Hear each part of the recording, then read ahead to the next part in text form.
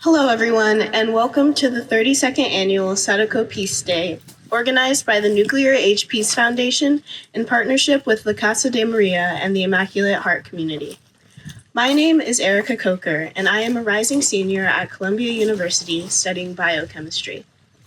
Over the last 2 summers, I had the honor and pleasure of being a Laidlaw Scholar at Columbia, which gave me the opportunity to work on nuclear disarmament research and to spend a month last summer as an intern of the Nuclear Age Peace Foundation here in Santa Barbara. Some of you might remember me from my participation in last year's Sadako Peace Day. Today, I'm honored to be your Master of Ceremonies, and as such, I will lead us through today's program and later on also speak about my experience of visiting Hiroshima last summer after my time here in Santa Barbara. We just heard Bob Sedivy play the piece Sanya, the Three Valleys, on his shakuhachi. We are so grateful to Bob for being with us once again and sharing his beautiful music. Next, we will hear from Susan Dequesnel, member of the Immaculate Heart Community and the chair of its Board of Trustees, and Robb De Forest, who is the co-founder of the Southern California Retreat Foundation, who will offer a welcome on behalf of the Casa de Maria.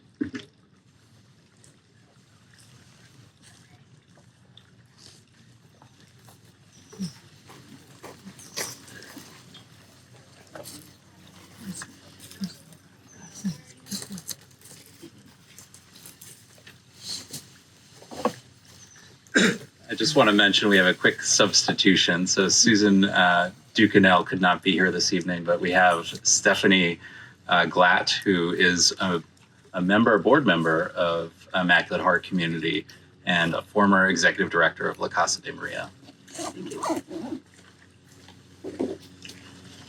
Well, I am delighted that Susan couldn't make it. I'd love to have her be in the audience, but then I wouldn't get to talk to all of you.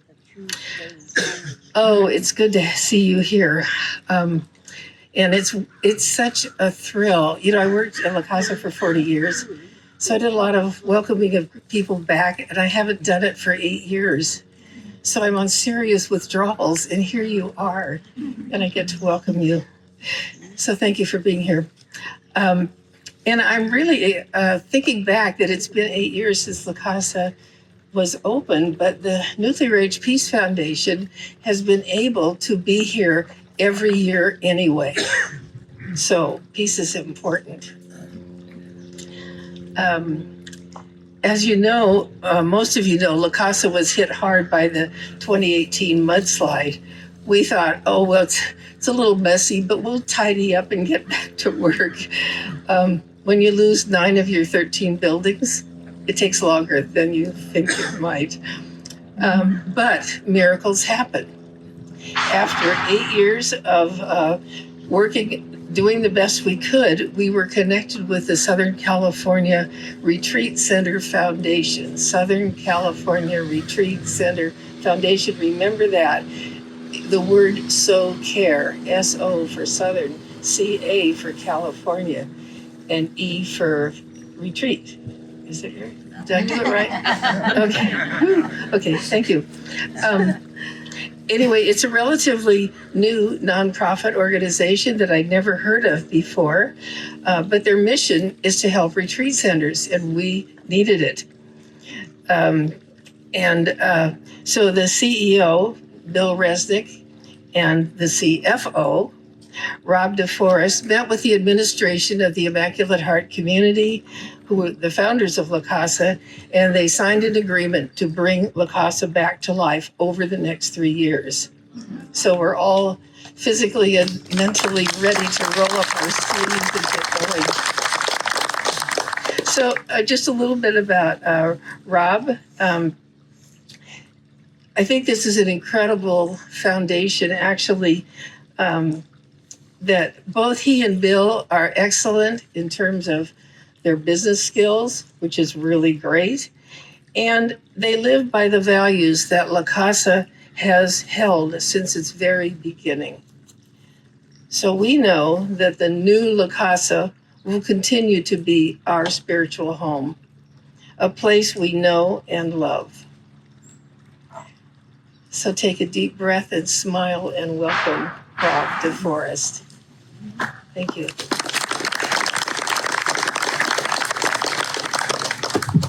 Thank you, Stephanie, for that kind welcome, and welcome everybody to the 35th Annual Sadako Peace Day. I think 32 of which, is my understanding, have happened here at La Casa de Maria. So pretty phenomenal. It's actually my first Sadako Peace Day, so I'm very thrilled to be here with you all.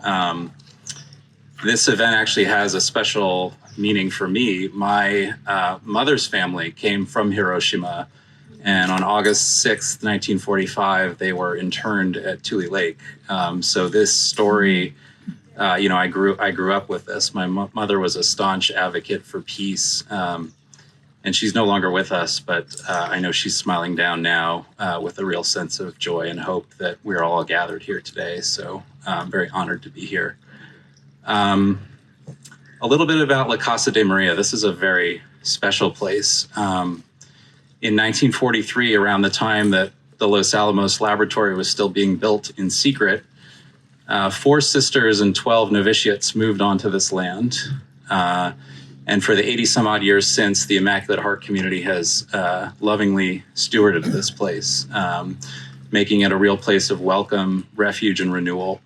And we're honored to be able to have a small part in continuing that tradition in helping La Casa reemerge from the 2018 debris flow. If you'd like to learn more about our efforts in that regard, please visit lcdm.org, where you can make a donation to the rebuild or to the operations, or both.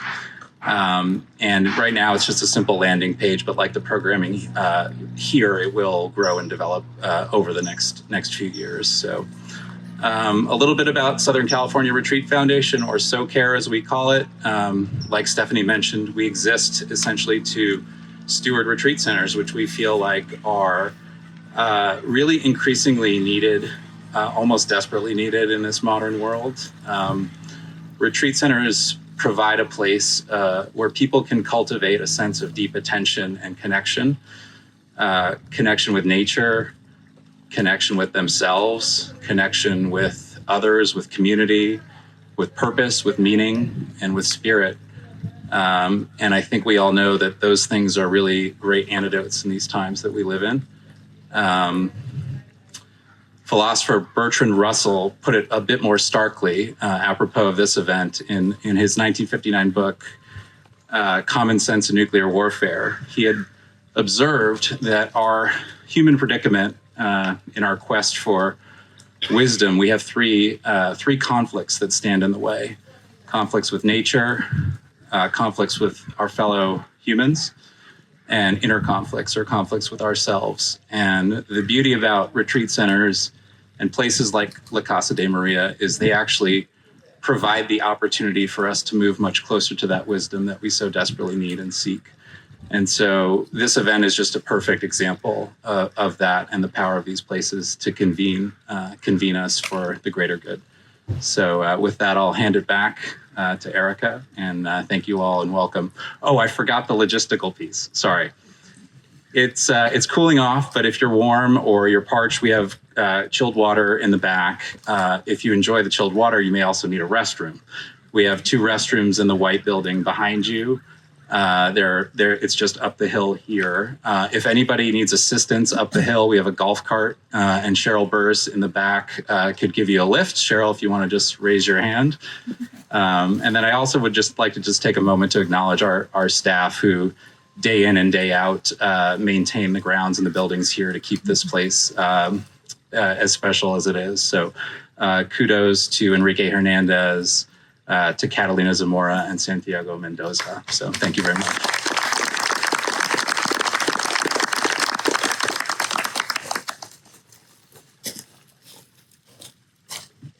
Thank you so much for your gracious words and your amazing welcomes, your warm welcomes.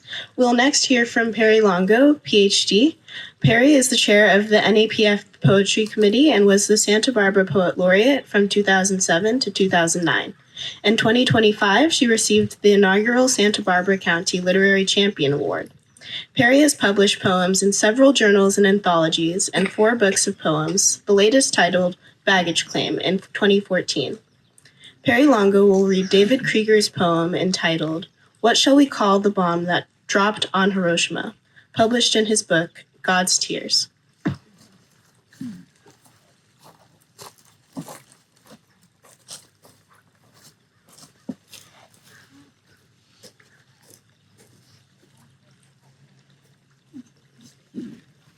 Thank you, Erica, for your lovely introduction and wonderful meeting you earlier.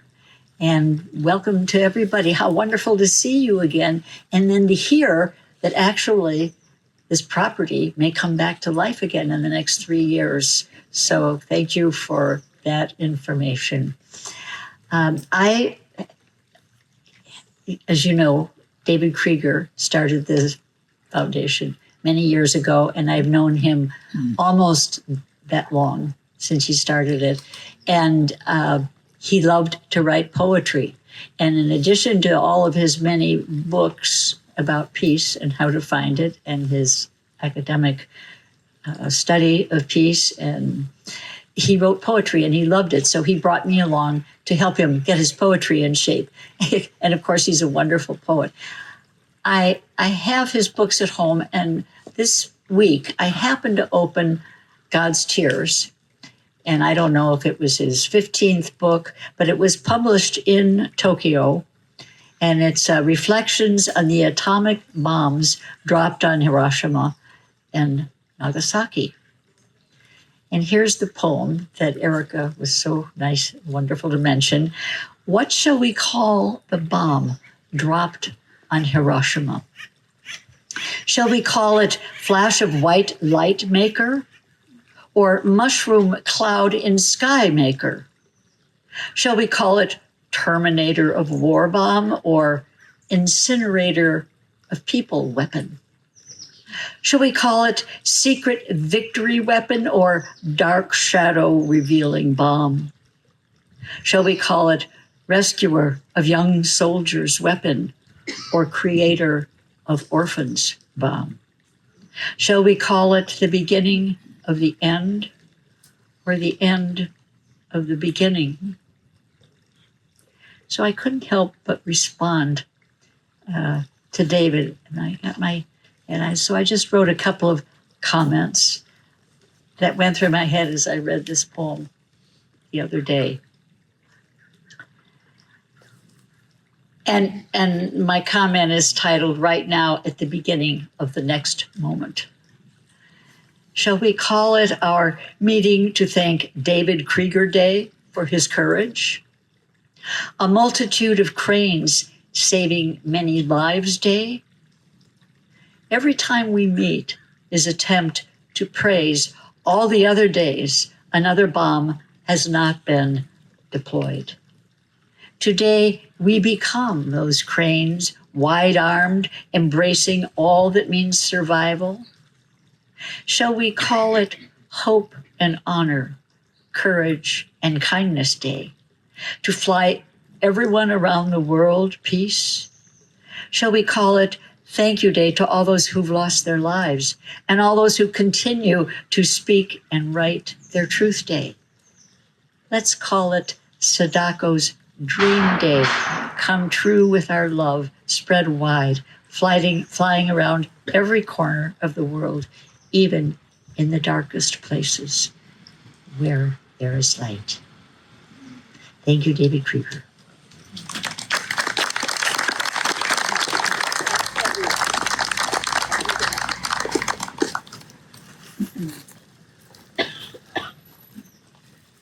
Thank you so much. I am now pleased to share with you some reflections on my trip to Hiroshima last year. Visiting Hiroshima Peace Memorial Park was one of the most profound experiences I have ever had. While the museum confronted me with the unimaginable human cost of the atomic bombing through photographs, paintings, personal belongings, poetry, and first-hand accounts of sufferings, the Children's Peace Monument offered a different perspective rooted in hope. Thousands of colorful paper cranes folded into rainbows, birds, and intricate displays represented a global commitment to peace and remembrance. Each crane symbolized a promise that the tragedies of Hiroshima and Nagasaki must never happen again. Standing before the monument, I reflected on the resilience of those who survived and the responsibility shared by future generations to preserve their stories. The contrast between the museum's overwhelming portrayal of loss and the monument's message of hope was especially powerful. Together, they illustrated that honoring the past requires both acknowledging immense suffering and committing ourselves to education, compassion, and collective action toward a just and peaceful world, one free of nuclear weapons. The next day, this message was reinforced by journalist and keynote speaker Annie Jacobsen. In both her remarks and her book, Nuclear War, A Scenario, she described how a full-scale nuclear war could devastate our world in just 72 minutes, just over an hour. This is madness, she said, and she is right. After walking through Hiroshima and witnessing the enduring legacy of August 6th, it became impossible to see nuclear weapons as abstract political tools or distant deterrents. They're instruments of catastrophic human suffering. The lesson of Hiroshima is not only to remember the past, but to act on it. Like the thousands of paper cranes surrounding Sadako's monument, each of us has a role in choosing hope over fear and ensuring that no community ever experiences such devastation again. I am also pleased to share some reflections from my friends and fellow NAPF interns from last summer, Kate Jang and Valeria Zherabtsova. Kate and Valeria unfortunately could not be here with us today, but they wanted to share with you their memories. From Kate. Last year, I had the incredible opportunity to travel to Japan with the NAPF team to attend the Choose Hope Symposium in Hiroshima. Although I'm saddened that I cannot be there in person with everyone, I am sending so much love from New York. As part of our travels to Hiroshima, we visited the Peace Memorial Park, a place that has transformed a devastating site of nuclear catastrophe into a beautiful, lasting symbol of peace. One monument in the park stayed with me in particular, the Children's Peace Monument. Here, a statue of Sadako Sasaki stands holding a golden crane above her head, encircled by thousands of other smaller cranes sent from children. Seeing these cranes, each a whispered prayer for peace, I was reminded that Sadako's hope has become a living legacy, one that has been entrusted to us and future generations. Within our visit to the park, the Peace Memorial Museum confronted me with the devastating human cost of why Sadako's hope matters. As I walked through its exhibits, I could barely hold back tears. The belongings left by the victims, tattered and bloodstained, were a haunting reminder of the horrors of nuclear violence. A schoolboy's lunchbox, a watch glass, hand stopped exactly at the time of detonation. All reminders of the ordinary people living in Hiroshima before their lives changed in an instant. Later that evening, I took a walk around Hiroshima, the sweltering summer air clinging to my skin as the constant hum of crickets filled the otherwise quiet night. Almost as if fate intended me to, I found myself in the Peace Park again. Drawn through the darkness, a burning fire caught my eye, quietly flickering against the darkness. This is the flame of peace, lit on August 1st, 1964. It stands at the center of the park, and it will continue to burn until complete nuclear disarmament is achieved. This flame still burns brightly in my memory. It reminds me of the heart of Sadako's story, that even in the face of unimaginable tragedy, we must never let go of hope. Hope for a future where no child and no family has to endure the horrors of nuclear violence ever again. No more Hiroshimas. And now from Valeria. Hiroshima Peace Park is a memorial built on the very site of the August 6th bombing. When we first visited it last August, I knew that right where I was standing, tens of thousands of people had been killed in just an instant. I knew that 80 years ago, the people of Hiroshima were searching the debris for remains of their loved ones, with parents having to recognize their children's bodies by the lunchboxes they packed earlier that morning. The Peace Park was so green, which is a poignant irony, as 80 years ago the very same place was covered in flames, burning alongside more than 100,000 people. One building caught my attention, its skeletal remains to be exact. It was the atomic bomb dome, the only structure near the hypocenter that survived the explosion. I don't know what surprised me more, that it managed to remain standing or that the entire building had been practically hollowed out. Among the green trees and vivid chirping of birds, the dome looked like a giant scar. A scar that reminds us of the wound so deep it can never heal. And that is true. We can never undo what happened in 1945. We can't bring those people back, but we can ensure that it never happens again. The next day, the Choose Hope Symposium began. I distinctly remember the testimony of one Hibakusha. She shared a story of her grandmother who received such severe burns that some parts of her body had to be cut off. I was deeply moved by the resilience and perseverance of Hibakusha and their descendants. They do not share their stories just to remind us of the monstrosities that happened that day. They believe that their memories have the power to protect us from future catastrophes. The symposium was called Choose Hope for a reason. It reminds us that if we truly choose to hope, one day no one will have to live under the threat of nuclear weapons, and we can make that future a reality. Thank you.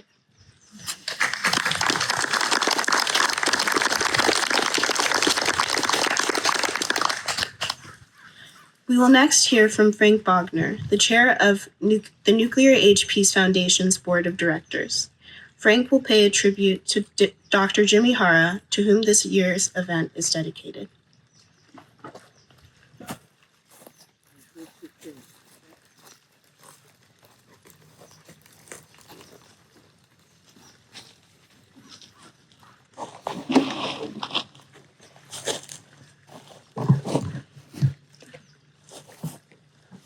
Thank you, Erica.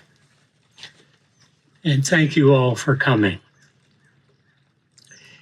It's our honor to meet once again here in this beautiful garden of prayer and peace. For over 3 decades, the Nuclear Age Peace Foundation is met to observe Sadako Peace Day. On this day, we remember a young girl, Sadako Sasaki, who was among the first victims of the atomic bomb. We remember through prayer and silence, poetry, and ancient melody. Within weeks following the bombing of Hiroshima, a young journalist, John Hersey, came to the devastated city and interviewed dozens of individuals who told him of their horrific experiences.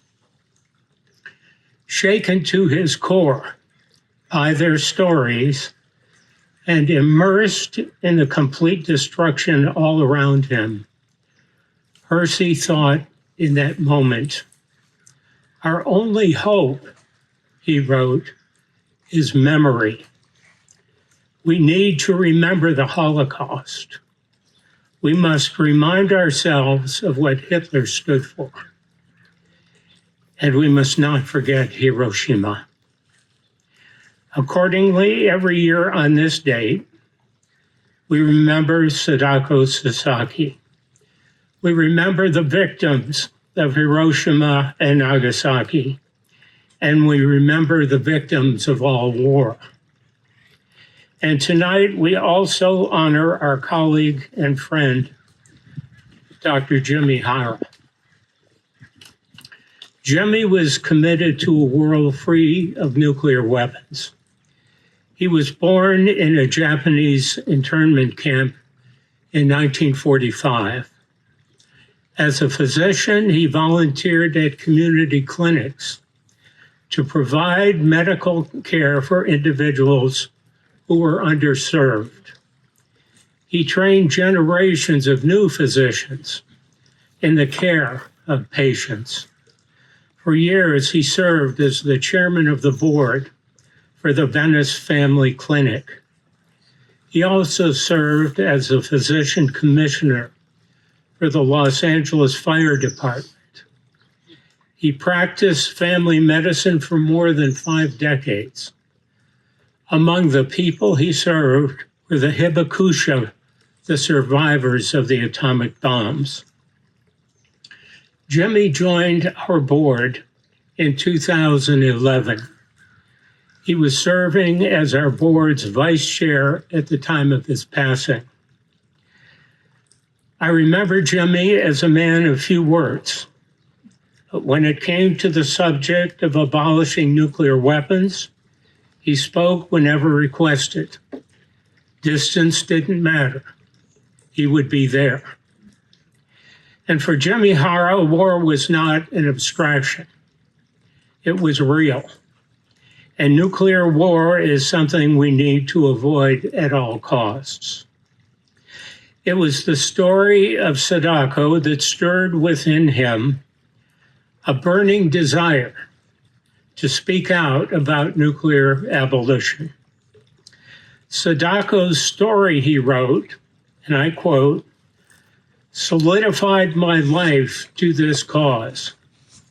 Why I believe health professionals should care about nuclear abolition, and why I, as a Japanese American and a physician who saw Hibakusha patients firsthand, believe in this work."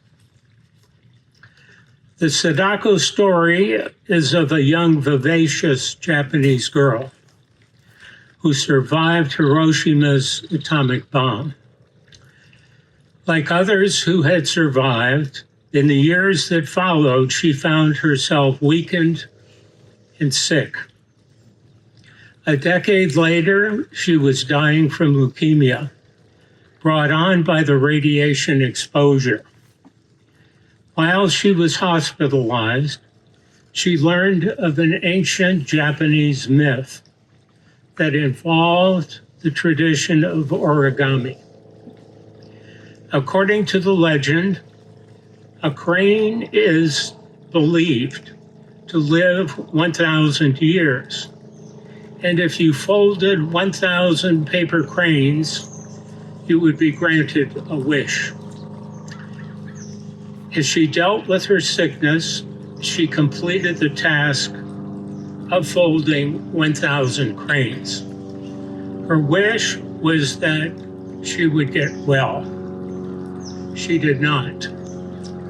She began a second effort to fold another 1,000 cranes, but this time with a different wish.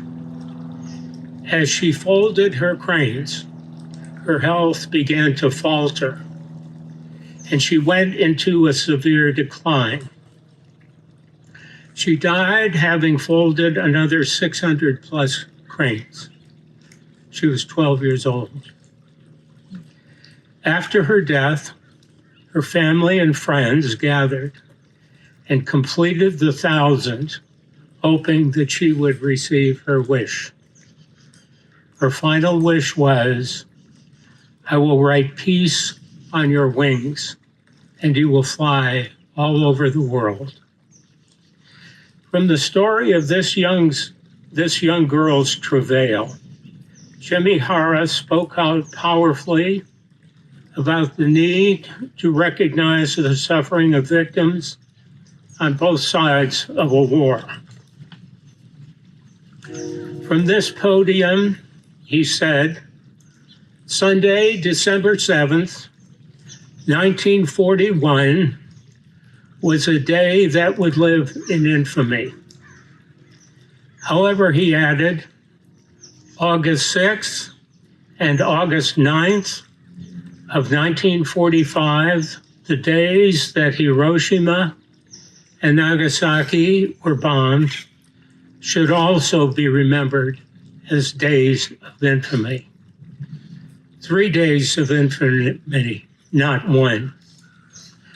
An estimated 170 to 187 million died as a result of war during the 20th century.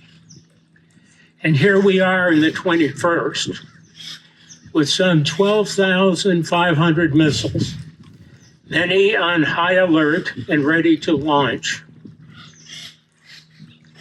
Are there infamous days for us now? On April the 7th, 2026, a nuclear-armed nation announced to the world that the citizens of Iran, a nation of 92 million people, would likely not live to see the break of dawn on the following morning. Should this day of threat also be added as a fourth day of infamy? I believe that Jimmy Hara would say that we as fellow citizens of this small planet have a moral responsibility to call out any day that takes us a step closer to nuclear madness.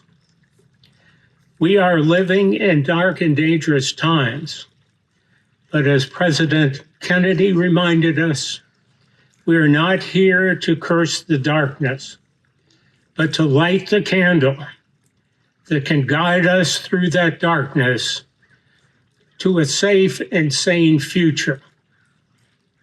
There are reasons to hope. World peace is possible.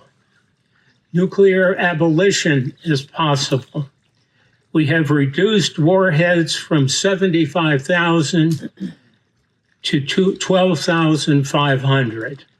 It can be done. We're not alone in our quest for peace. Thousands of organizations and millions across the globe work toward a world free of nuclear weapons. More than half of the nations on Earth now support the Treaty on the Prohibition of Nuclear Weapons. And lastly, billions across the globe pray for world peace each day. And so all of this is why we remember Sadako Sasaki and why we honor Jimmy Hara. And that's why tonight we pledge anew our best efforts to assure that the words of peace written on the wings of cranes will fly all over the world. Thank you.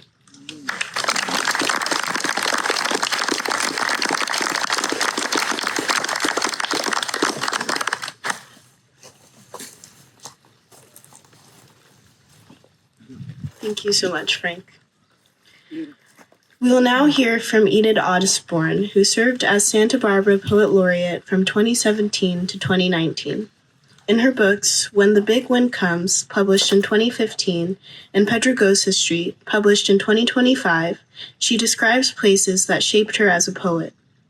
Enid co-edited A Blackbird as the Sun, California Poets on Crows and Ravens.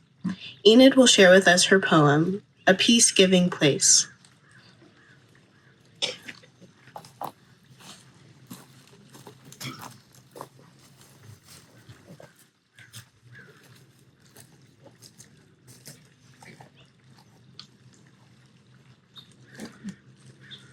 Hello.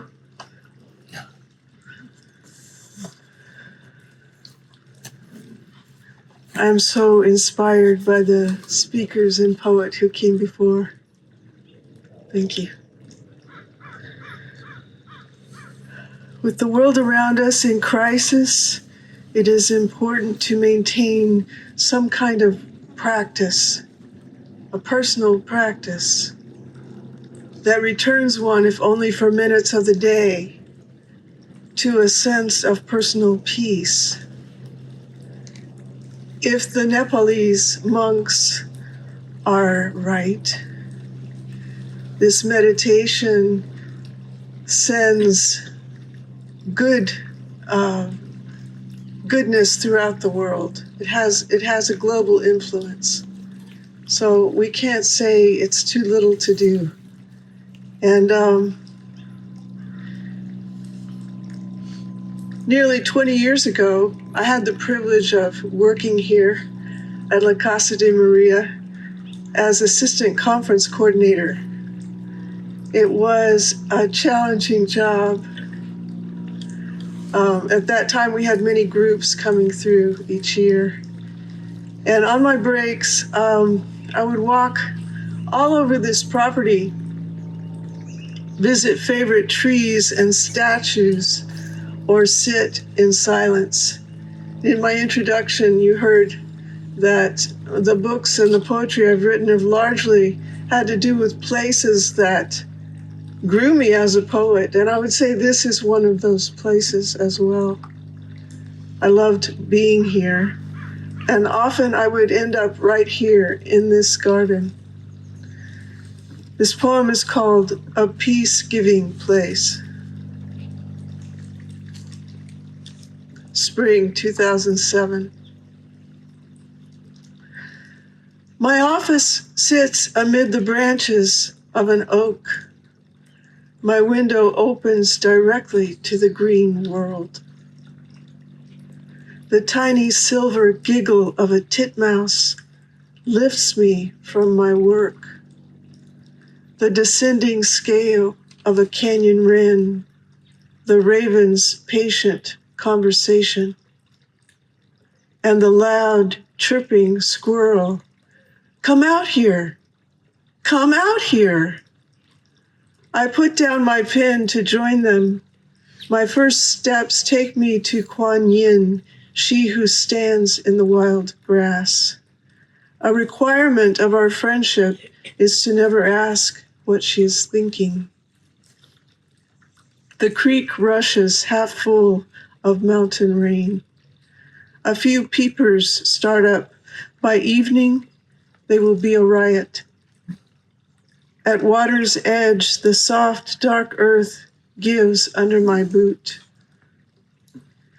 Thich Nhat Hanh said, "Walk as if you are kissing the earth with your feet." I continue on to Sadako's garden. Here, I brush my hand lightly over the stones. The graceful carvings of cranes in flight.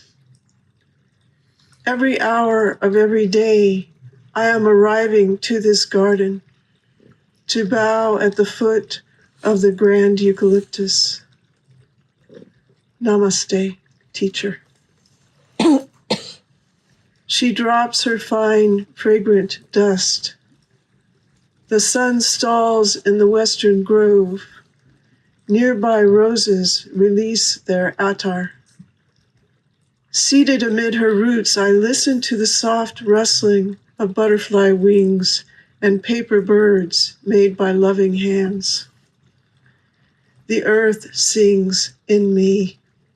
Peace is not forgetfulness. It is remembering. Thank you.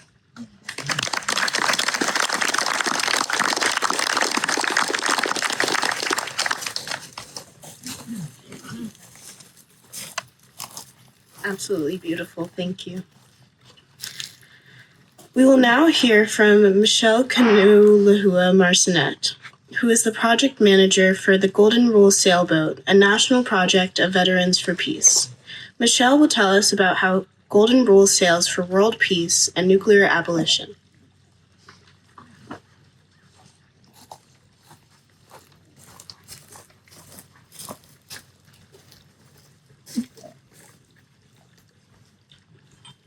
Hey everyone, I'm so honored to be here today. So the Golden Rule does sail for world peace and nuclear abolition.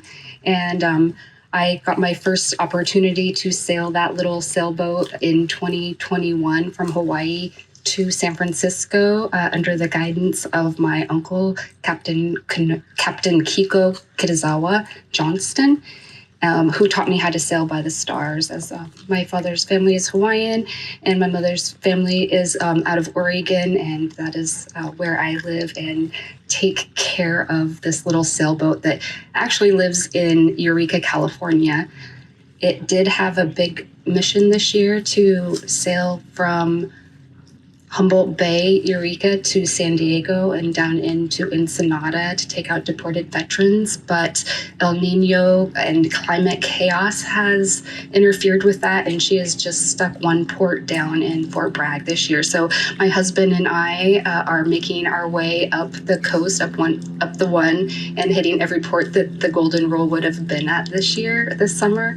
And so that brought us here and gave me the opportunity to be with you guys in this communion on Peace Day. So as the project manager of the Golden Rule, our objective is to, at every port, meet with the peacemakers and meet with the policymakers and the citizens who are ready to take this to their city councils, to their Senate, and we offer resolutions for them to sign the treaty prohibiting nuclear weapons with the United Nations, as well as ask them to get involved with groups like Mayors for Peace. So we're actively not just sailing this little boat from port to port, but we are engaging with each community like our brothers and sisters.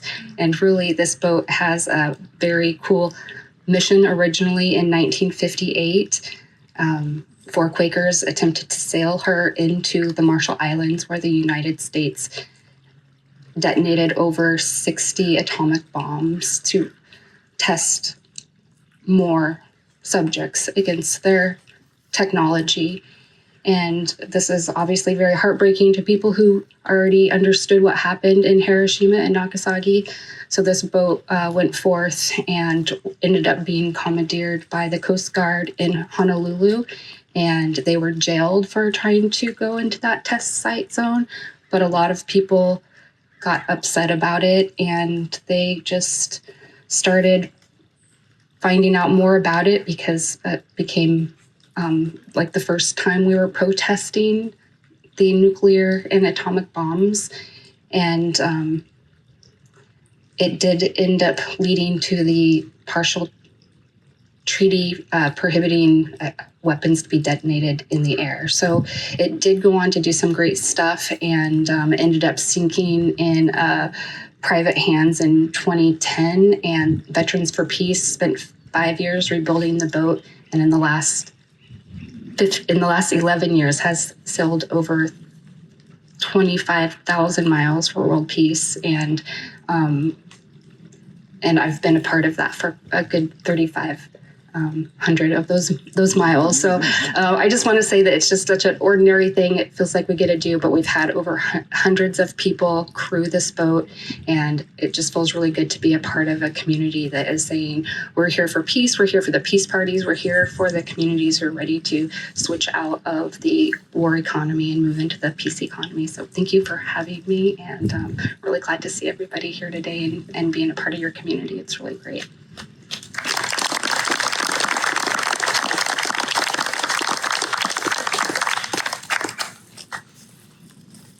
Thank you.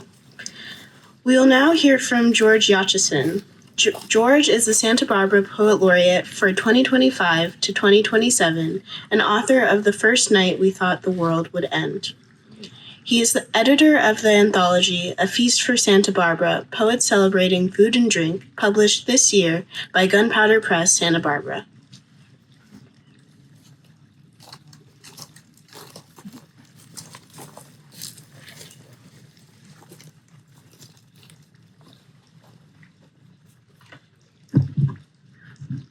Thank you, Erica. It's always such an honor to be at this event. It's very humbling because there's just obviously so much work to do. I got a phone call or a text from Perie asking me to present at this year, and I was in Maui when it happened. So that's why I started thinking about the Marshall Islands. Thank you for sort of setting up my poem without even knowing that was going to happen. It's in 10 parts, and it goes 10, 9, 8, 7. They're numbered parts. Part 10 has 10 lines. Part 9 has 9 lines, so it moves faster, so don't panic because there's 10 parts. It'll pick up. This is Bikini, a Tale. 10. In the Kanapali condo, the unplayed ukulele taunts, you can't even strum a C chord on me. Indeed, all that supposedly simple is beyond my current comprehension, my inept ability. Trying takes too much time to coalesce into practice. I only hope to feel aloha, but instead confuse hello, goodbye. 9. Be sure to pick a place no one can find on a map to bomb the bejesus out of. Such tactics our government is good at, as well as insisting 167 residents must move for all humanity's sake. Only temporary, our officials insisted. Still uninhabitable 80 years later, the line between lies and mistakes drawn in oceanside sand. 8. Such a shock, only a nude dancer was willing to model Riard's minuscule belly button bearing swimsuit. Seizing the moment 4 days after the first nuke test, Riard dubbed his suit the Bikini, the first anatomical bomb. 50,000 fan letters followed, the majority penned by men. 7. Still, a mile-wide scar lies blasted into the lagoon. 1954, the Castle Bravo H-bomb test exploded beyond the scientists' slide-ruled imaginations at a force of 1,000 Hiroshimas, as if 200 plus Empire State Buildings were blown into the sky, every poisoned particle trade-winded. 6. As part of power, when confronting new phenomenon, be sure to standardize nomenclature. Cutify code names, bombs are shrimp and runt. Discuss how to make the most death deliverable. Suggest the poison lowering like snow might be acceptable fallout. 5.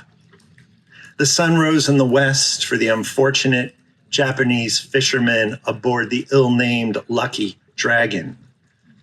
Radiation sickness, their sad catch. In Japan, Gojira rose a nuclear warning, but a B-movie monster defeated. That's our Godzilla. 4. The 1946 Baker test practiced on a scatter of naval ships, some still oozing oil. It's science. The ships were filled with study subjects, pigs, goats, rats, even insects in bags of grain. Excuse me. 3.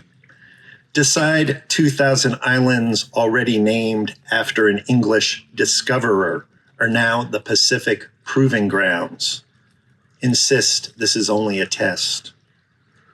2. Bravo. How the military says be but should portend was. Bravo once meant hired assassin. 1. Somehow, outside the Rosette Bravo crater, coral recovers.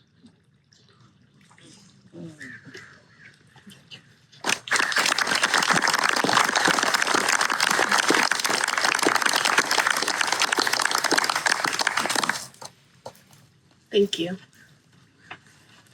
And we will now hear from Dr. Ivana Nikolić Hughes, who's the president of the Nuclear Age Peace Foundation. Ivana is also a senior lecturer in chemistry at Columbia University.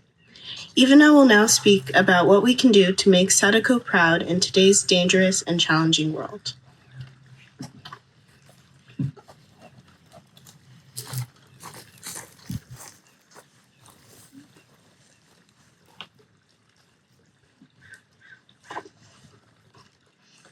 Thank you so much, Erica, and thank you all for being with us here tonight.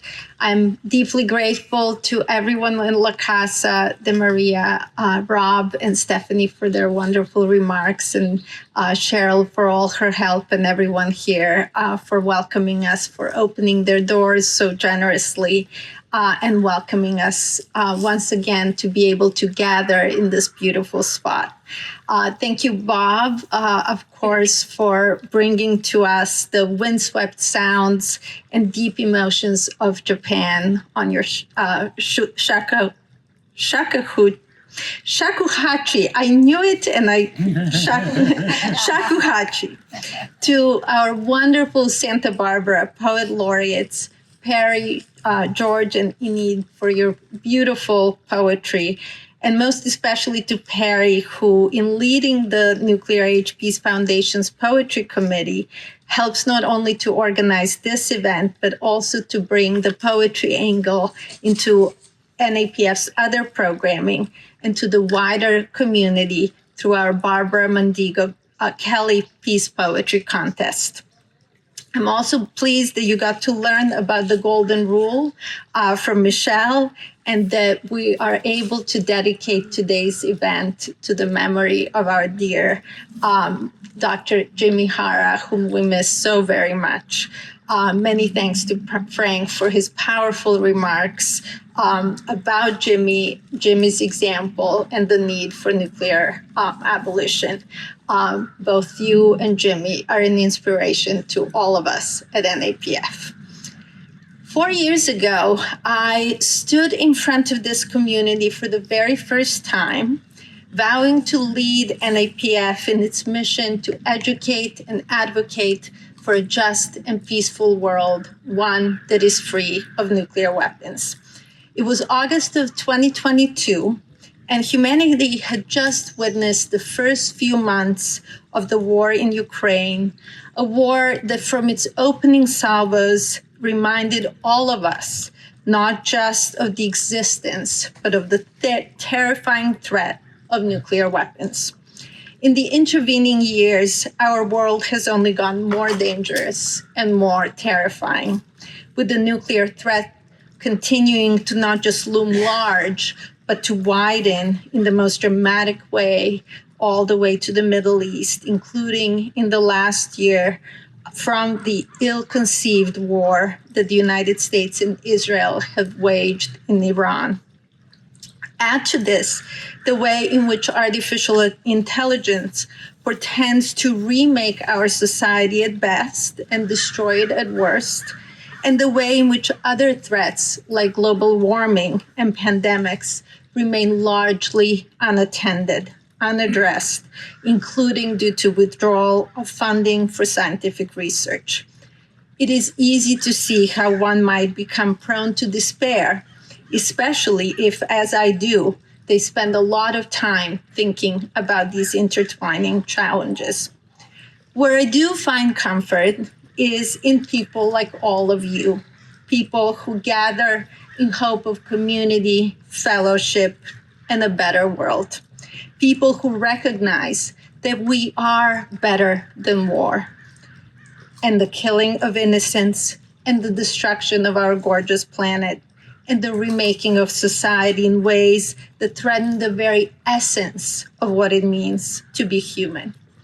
People like Setsuko Thurlow and Terumi Tanaka and Masako Wada and Sumitera Taniguchi, all of whom survived the atomic bombings of Hiroshima and Nagasaki and subsequently devoted decades, their entire lives, to ensuring that no one ever experiences the horror of nuclear weapons ever again. It is their example and Sadako's too that we must follow by demanding more of our leaders, of our communities, and of ourselves. The stakes are quite simply too high to sit all of this out. As you leave here today, and if you haven't already, I hope that you will pick up one of our What You Can Do flyers. I should just share off the cuff, I was just in Washington, D.C. with a group of young people, and we were on Capitol Hill going to speak with Congress and various senators and representatives and talking about this topic. And something that they tell us over and over again is they just don't hear about this from their constituents. And they say it takes 10 people from a district to tell them they care about an issue, and then they'll work on it. But if it's one person or one organization or a one-off, they won't. So please, please, please, again, Michelle provided some suggestions. We have this very handy card that tells you just a few things. It doesn't take a lot to say this is an issue that's important to you.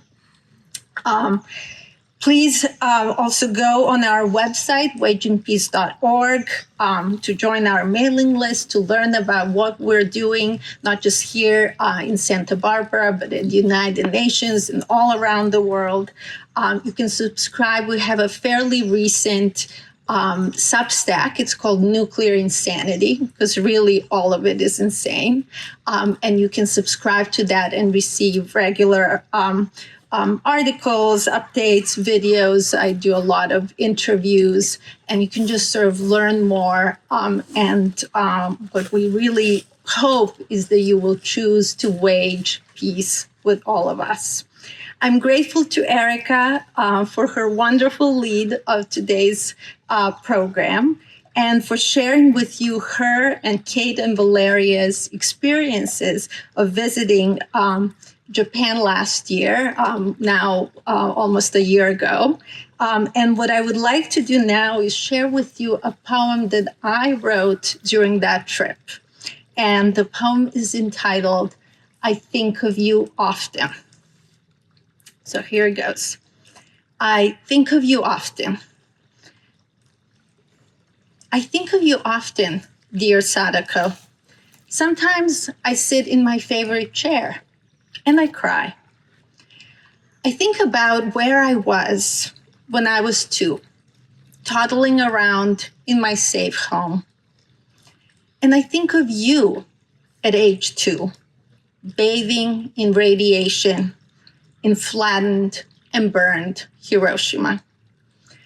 I think about where I was at age 12, dreaming of going to America. I didn't think then about what America had done to you. When you were 12, you were in the hospital.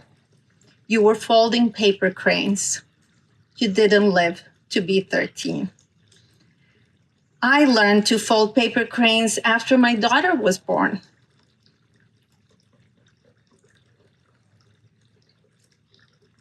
My mother and I hung them over Inga's crib as a mobile. She looked at them often.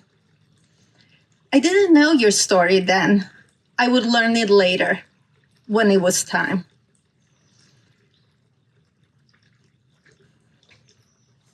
I saw your statue in Hiroshima yesterday. I saw what you mean to children, to people. You bring light to this world.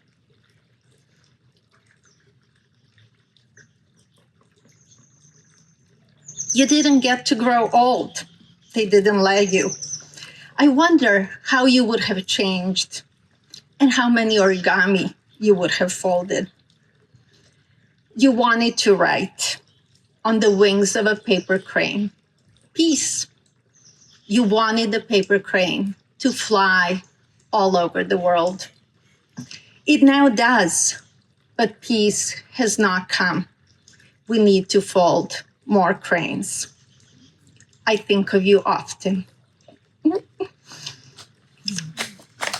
Dear Sadako, thank you all. Thank you so much for being here with us. Thank you.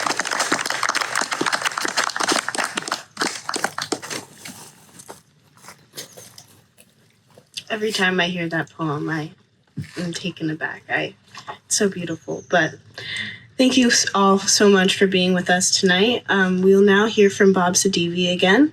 Bob will play Tamuke, hands folded in prayer. As the sound of Bob's shakuhachi drifts off into the distance, we invite you to pick up a paper crane to remember Sadako and today's event. We also invite you to pick up some promotional materials from NAPF in the back. And thank you again, and have a good night. Thank you all.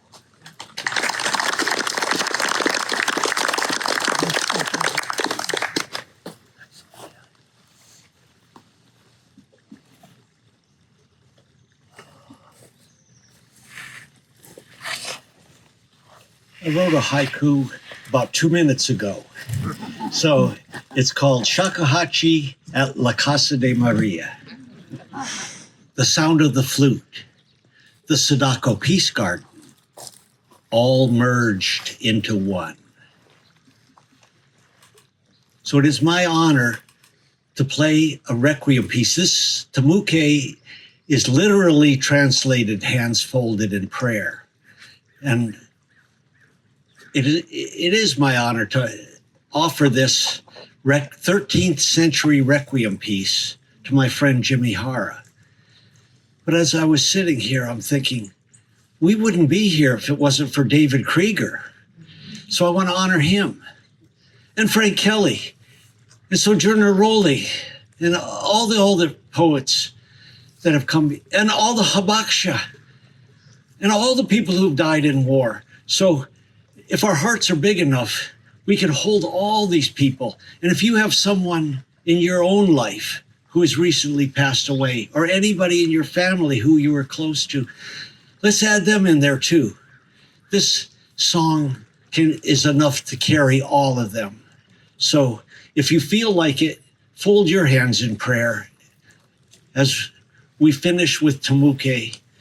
And there is no applause at the end, because when you pray in church, do you applaud after that? No. So here we go. A prayer for the world.